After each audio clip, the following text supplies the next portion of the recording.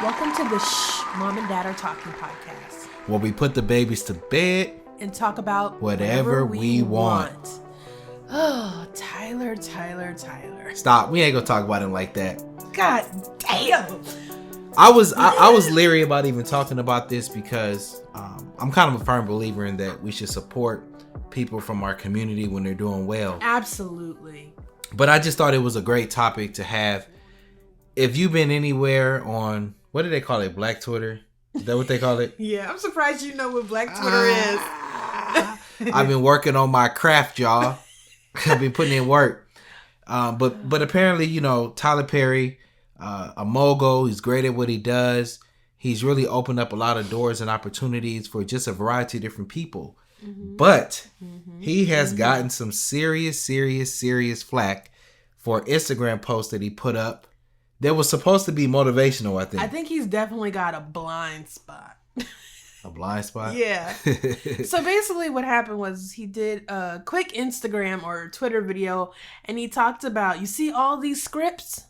Usually a writer's room has 10 to 12 people in it writing for a show. I wrote all these scripts by myself.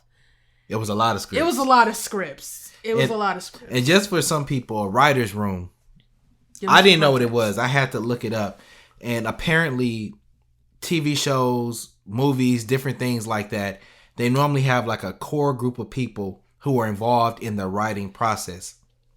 It is my understanding that for a show, it could be anywhere from 6 to 12 people. Mm-hmm. And what that means is that those people are working on the episodes. So you have a diversity of experiences and people writing on the project and things like that. Right. And I didn't really understand what was going on until I saw his Instagram post today. Did you see the Instagram post where he was in his house? No, I didn't see that. Oh, man.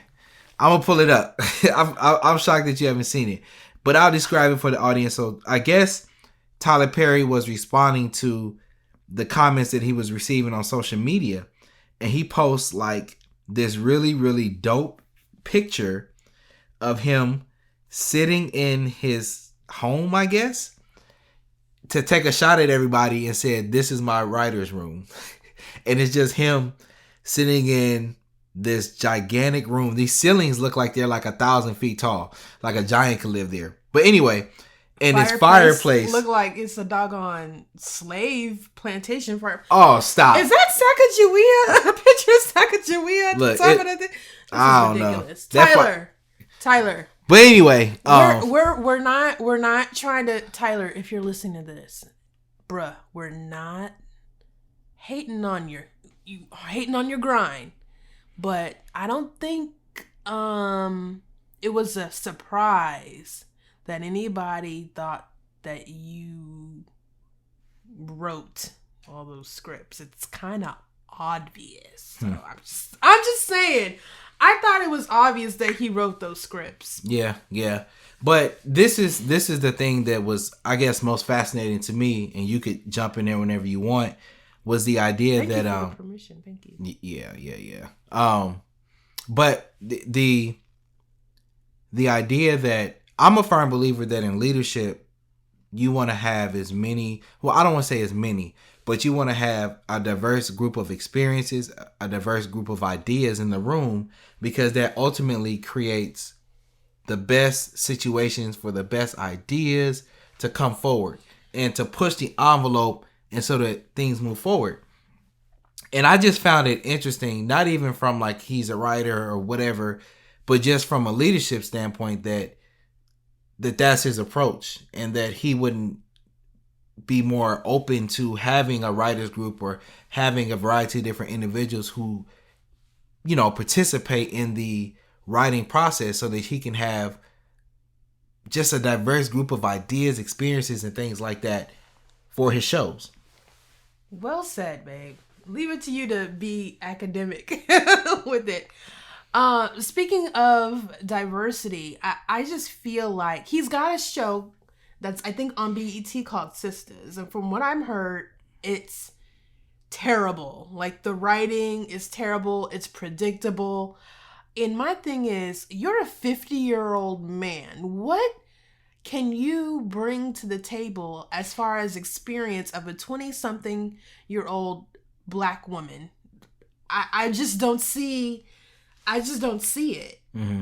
And it's funny that you say that, because that was there was a lot of tweets and a lot of posts on Instagram that were really criticizing him, and we'll read a couple of them, and also some that are in support of him. But the one that really stood out to me talked about the idea of, why is it that a man, and they're not just saying Tyler Perry, but a man trying to capture and write about the experiences of black women by himself, without them. You know, that, I guess that whole no, what is it? No me without us. What's that quote? There's no me without us. I don't know what that quote is. It's some quote where it was like, basically, you can't fight for us or advocate for us or talk about our experiences for us. Let us be there. Yeah. Something to that effect. It was a quote or whatever. So I thought that really stood out. But yeah, last year he won an award, and he was talking about, creating the table while everybody else was trying to sit at the other people's table. Mm-hmm. But he's sitting at his own table. What's the point of building the table if you're going to be the only one at the table? Yeah. And some people were saying that too. And let me give you a really, I was talking with some friends, and let me give you a very vivid example of why I think it's just important in general to have multiple perspectives in a room. If you guys remember, a couple of different clothing companies have had some pretty bad missteps. And I'm trying to think about the clothing company that had the t-shirt ad, where the African-American boy was wearing a t-shirt that said something like the craziest monkey in the jungle, or H&M is the coolest monkey in the jungle, or something. So you had this African-American kid. He wasn't African-American. He was actually Swedish. Okay, but he's a black child. Yeah, but he's a black child. He's a black child. He's not African-American, but he's of African descent. Yeah. And clearly. So this shirt has him he's wearing a shirt with a monkey on it, saying, what did it say? Coolest monkey in the jungle? The coolest monkey in the jungle. I think it was Dove had a commercial where a black lady, I guess was it Dove? It was a soap commercial. Yeah. She took off her shirt, and I guess that was to represent she had showered, and when she took off her shirt, she turned into a white woman. Do you remember that commercial? Mm-hmm. And when I think about this Tyler Perry situation, it makes me think about those instances, because there's no way that when they were having those meetings about what commercial we gonna have, that they had the right representation in the room, because somebody in that room would have said, hey, we might not want to have a black woman in a soap commercial showers, and then when she showers, she turns white, as if to say that that's the right version of cleanliness. Or, you know what, Patrick, I wanna say that's true, but I don't think that. I think they do have those people in the room. I don't think they're listening. Voices are being heard. Mm-hmm. Mm-hmm. I can hear that. I don't think they're being listened to, or I think that they are being told that you are just being too sensitive, and blah, blah, blah, blah, blah. And just I just, because I've heard that a lot in my working career. I think you're just being a little paranoid. I think you're just being too sensitive when we see or hear those dog whistles. But what about that time that Beyonce went to a meeting? I forgot what company it was for. And they said she walked in a meeting. Was it Adidas? And she walked out because in this meeting, there was no representation from her perspective. She walked out. The queen, she got there, she was like, is this it? This is it? She, Annalise Keating, grabbed her purse and said, okay, thank you. I'm out. This ain't gonna work for me. Yeah, but to me, that kind of highlighted that there are still instances, even though we live in a global society, where there are different segments of the population that are not being represented at the table, or the writer's room, or whatever. So I just thought it was interesting. I want to kind of go through some of these, the most interesting comments that I saw, and I'll share a positive one. a positive one that I saw, it says, if y'all want to write your own stories that are better than Tyler Perry, start your own companies. No one is entitled to a job. Stop dragging this man for his hard work. Okay, I can see that. That's your perspective. That's your perspective. That's So your perspective. There's a lot of people that are in support of him. That are saying that, look, that post was motivational. He's grinding. He's working. If that's what he wants to do, let that man let him do live. his thing. Did you you want to read one? Yeah. Right now it's not coming. I told up. you to screenshot it. She don't listen. I don't need you to do. Why you always gotta shut up? Somebody else said, "Hey, Mr. Perry, open up those writer rooms. Give yourself a hard-earned break and some support. The shows will benefit from collaboration too." So that was a good one. My favorite is cute flex. But what this really confirms is that he's unequivocally responsible for what many perceive as a poorly written, problematic colorist narratives centering Black women. Hate to see it. My sentiments. Another one I saw. I'm just going through them. I'm trying to find some, because some people are really insulting, and I don't want to just focus on that. I kind of believe in constructive criticism.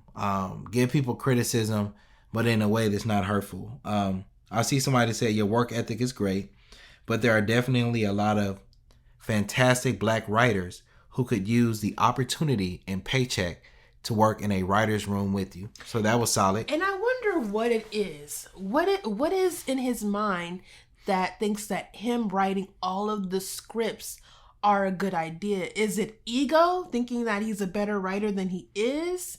Or more creative than he is? Or is it the money? He just wants all of the writing credits? What is it? And I did a little bit of research, and I saw that he had some things in the past where I guess there was a dispute with some of his writers or some of his past shows, and them wanted to be a part of unions.